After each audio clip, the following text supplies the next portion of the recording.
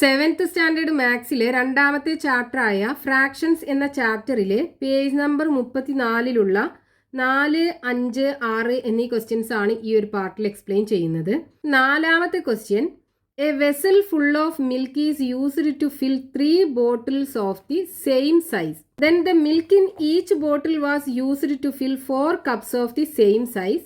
What fraction of the milk in the first vessel does each cup contain?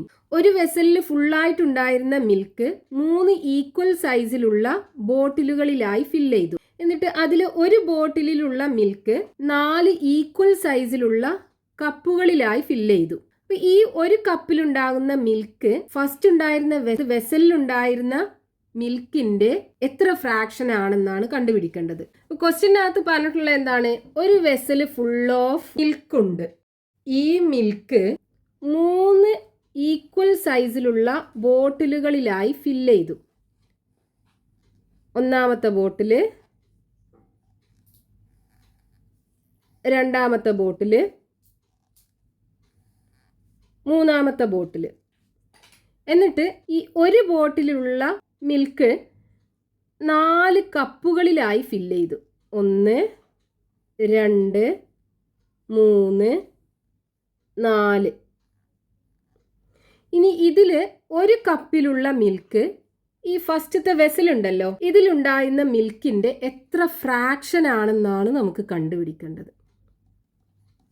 അപ്പൊ എങ്ങനെ കാണാം? നമുക്ക് ഈ വെസലിൽ ആദ്യം ഉണ്ടായിരുന്ന മിൽക്ക് എത്രയാണെന്ന് തന്നിട്ടില്ല. മുമ്പ് നമ്മൾ ചെയ്ത ക്വസ്റ്റ്യനകത്തൊക്കെ ഇവിടെ ഉണ്ടായിരുന്ന ടോട്ടൽ അളവ് എത്രയാണെന്ന് തന്നിട്ടുണ്ടായിരുന്നു. പക്ഷെ ഇവിടെ അത് തന്നിട്ടില്ല. നമുക്ക് ആ ഫ്രാക്ഷൻ ആണ് കണ്ടുപിടിക്കേണ്ടത്. അപ്പൊ എങ്ങനെ ചെയ്യാം? Amount of milk in 1 bottle എങ്ങനെ കാണാം? Amount of milk in 1 bottle is equal to എന്ത് വരും? ഇവിടെ എത്ര മിൽക്ക് ഉണ്ടോ അതിന് 1/3 കൊണ്ട് മൾട്ടിപ്ലൈ ചെയ്യുക അല്ലേ? അപ്പോൾ മിൽക്ക് ഇൻ വെസൽ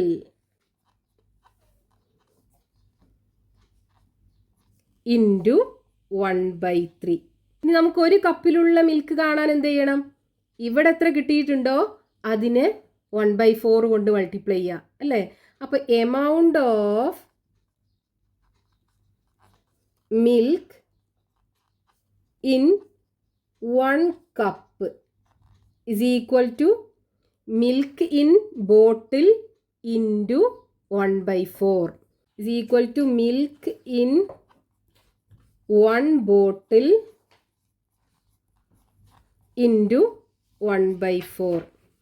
സോ ഇവിടെ മിൽക്ക് ഇൻ 1 ബോട്ടിൽ നമുക്ക് ഇവിടെ കിട്ടിയല്ലോ. എന്താണ്? Milk in vessel into 1/3. അത് ഇവിടെ കൊടുക്കുക.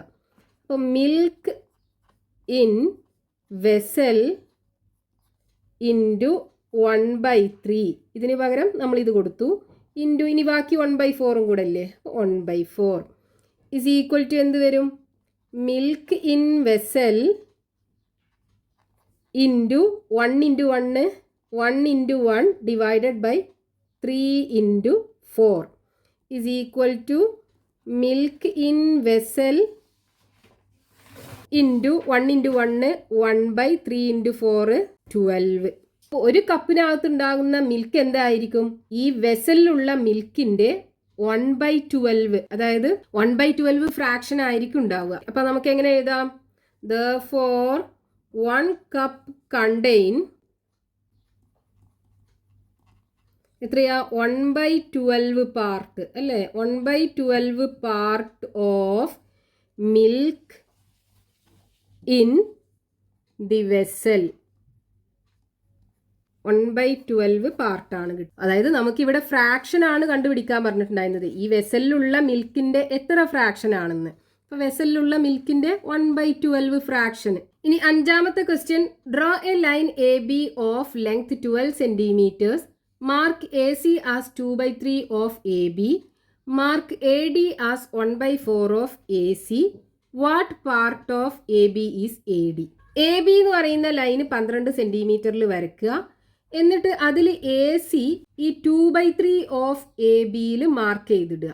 എ ഡി ആണെന്നുണ്ടെങ്കിൽ 1/4 ഓഫ് എ സിയിലും മാർക്ക് ചെയ്യുക. അപ്പോൾ എ ഡി എ ബിയുടെ എത്ര പാർട്ട് ഉണ്ടാവും എന്ന് കാണണം. ക്വസ്റ്റ്യനകത്ത് പറഞ്ഞിട്ടുള്ള എന്താണ്? 12 സെന്റിമീറ്ററിൽ എ ബി വരയ്ക്കുക അല്ലേ? A B is equal to 12 centimetre. അപ്പോൾ ആദ്യം എ ബി 12 സെൻറ്റിമീറ്ററിൽ വരക്കാം.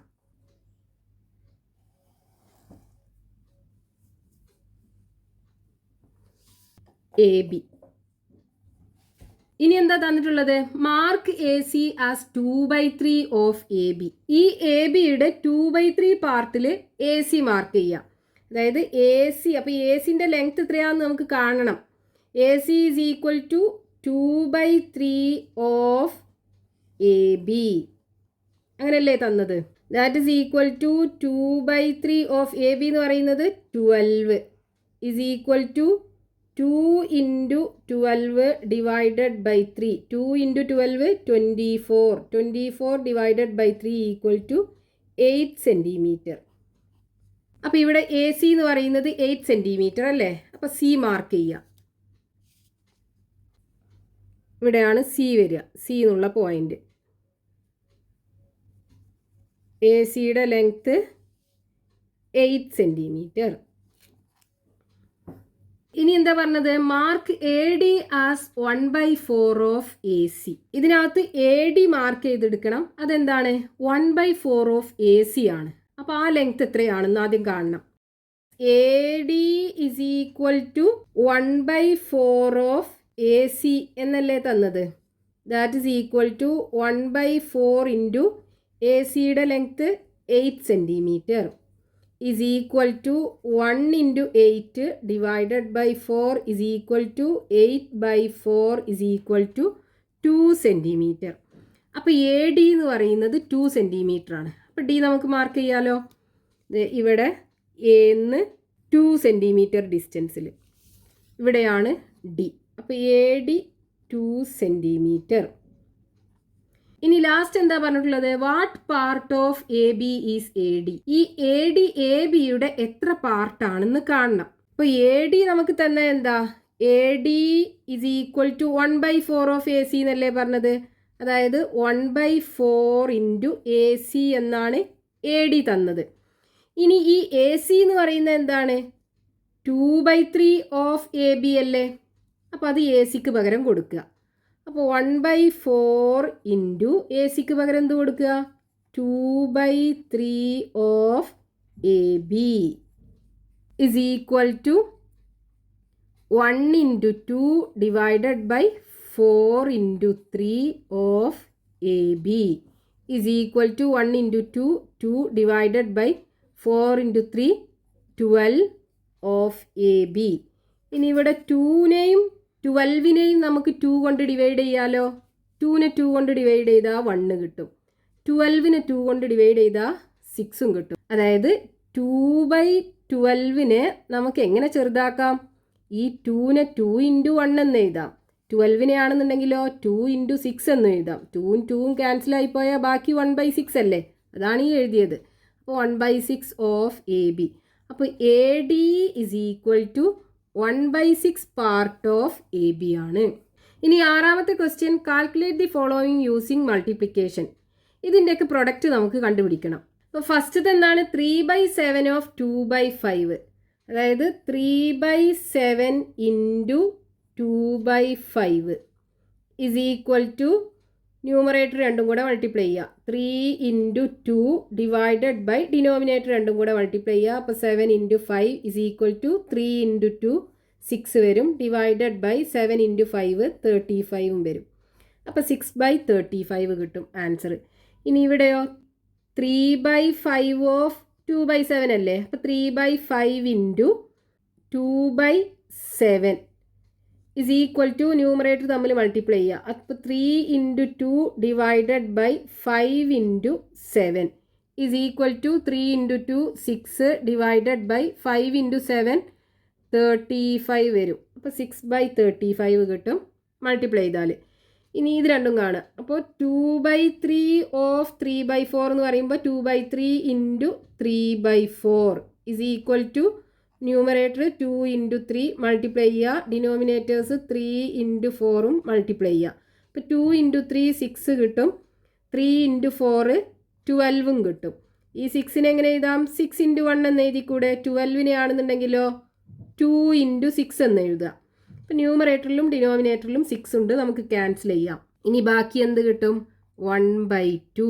അപ്പോൾ ഇതിൻ്റെ പ്രൊഡക്റ്റ് 1/2 കിട്ടും. ഇനി ഇത് 5/6 ഓഫ് 3/10. അപ്പോൾ 5/6 ഇൻറ്റു 3/10. ന്യൂമറേറ്റർ തമ്മിൽ മൾട്ടിപ്ലൈ ചെയ്യുക. അപ്പോൾ 5 ഇൻറ്റു 3 ഡിവൈഡഡ് ബൈ ഡിനോമിനേറ്റർ തമ്മിൽ മൾട്ടിപ്ലൈ ചെയ്യുക. അപ്പോൾ 6 into 10 is equal to 3 into 5 15 divided by 6 into 10 60 കിട്ടും. ഇനി 15 എങ്ങനെ എഴുതാം? 15 ഇൻറ്റു 1 എന്ന് എഴുതി കൂടെ? 16 ആണെന്നുണ്ടെങ്കിലോ 15 ഇൻറ്റു 4 എന്ന് എഴുതാം. ഇനി ഡിനോമിനേറ്ററിലും ന്യൂമറേറ്ററിലും 15 ഉണ്ട്, ക്യാൻസൽ ചെയ്യാം. ബാക്കി 1/4. അപ്പോൾ ഇതിൻ്റെ പ്രൊഡക്റ്റ് 1/4 കിട്ടും.